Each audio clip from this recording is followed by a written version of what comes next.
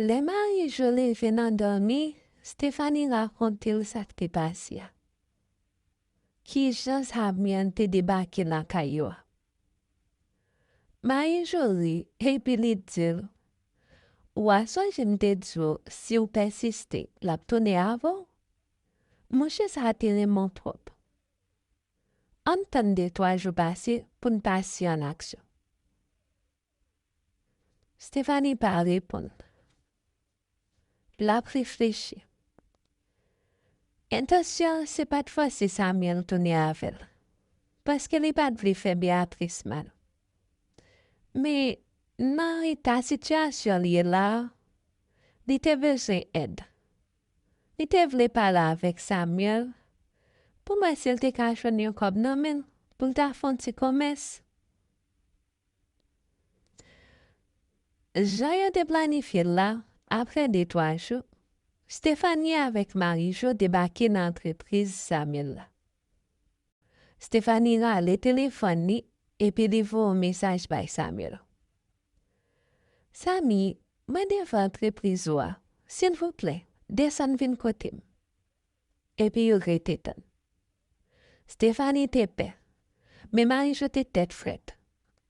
Il dit, soyez samedi là, des prochaines occasions, embrassez.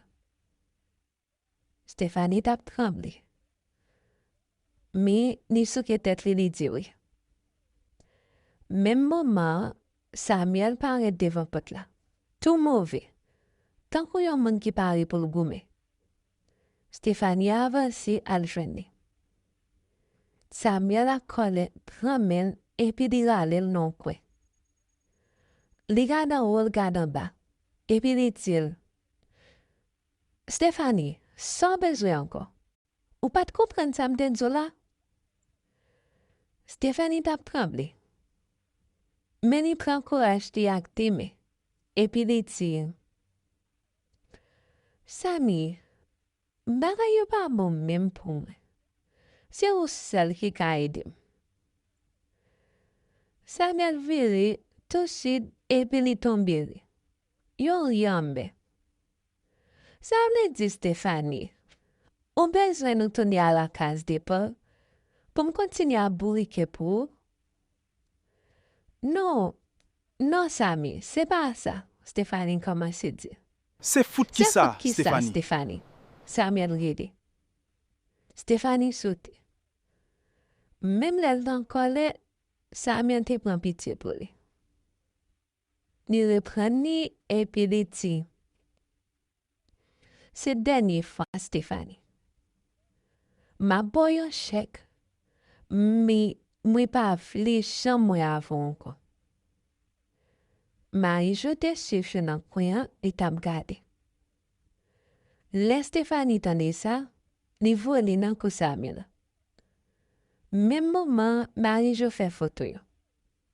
Samuel pousse Stéphanie. Sak point là, pas jamais fait bagay sans entendez? Stéphanie te gênée, ni baisse tête li. Samuel regarde souffler et puis il dit, tenez ça m'a là. Passez côté m'deme à 2h. Dis secrétaire ou gen rendez-vous avec. M'a préparé chèque là qui était pour. Li ba même temps Stéphanie répond et puis li allé.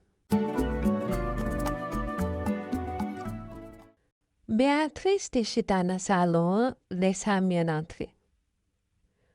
Li vin bo potel, li bol, mais li te toujours un petit jan bouleversé.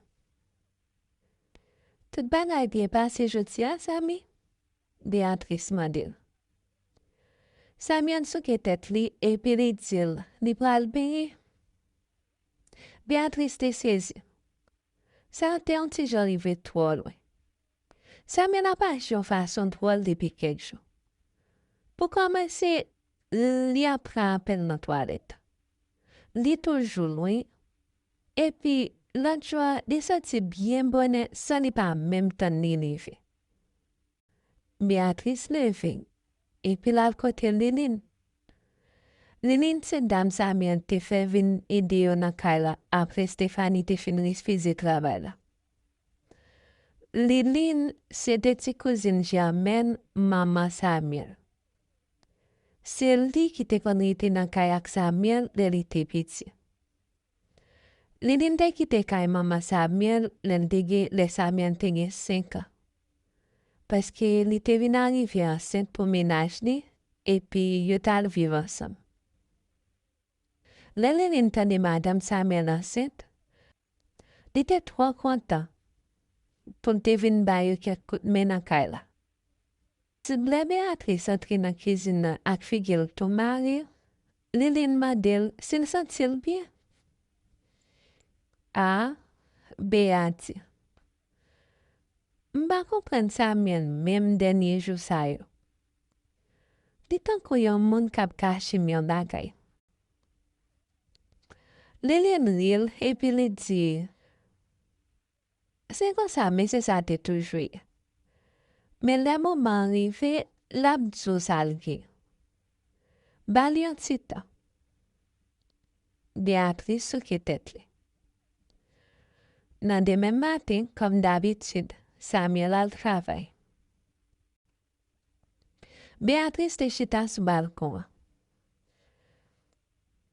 Téléphone nan sonne. Ni recevoir yon message.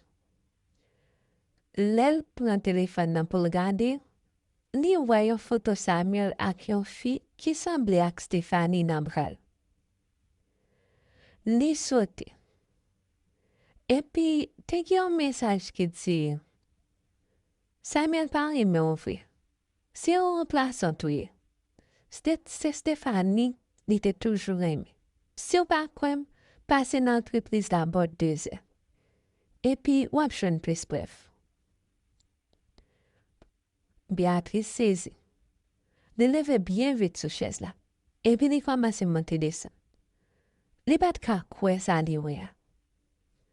Ki je Samuel te ka fel yon bagay kon sa? Li di, fote li alwe ak Diden Chil si sa mesaj la dia, se vre. Avan li aji. Li kouri desen. Li ba mem remake Lilin ki te nan salon a branche. Li pran kre machin ni epi li soti. Le Beatrice rive dan entreprise la, li te ka 2h15 yo kon sa. Li pase entre, sal ba sali person, li monte direktement nan bureau Samuel. Le louve pot la, li bat ka kwe sali wea. Stephanie ta beau Samuel.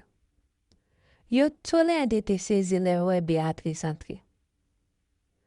Beatrice kouri sorti. Li monte machine ni li demaril. Samuel kouri de el. Li monte na machine pal pou l'suiv Beatrice. Beatrice tap konji. Me li spil pat la.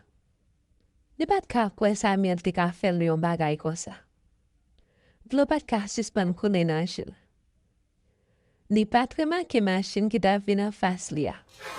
Li perdi kontrol machine pal la epi la frape nom. Samuel ki te de el la, kouri kampe machine ni epi li desen. Li ouvre pot machine Beatrice la. Tet Bea te frape nan volan. Li te perdi konesos epi l tap seye. Samuel komanse rede moun ki te la yo pou vini del. Apre yon boutan, ambulans la li sirive. Yo retire Bea nan machine nan, epi yo kouri a vel l'hopital.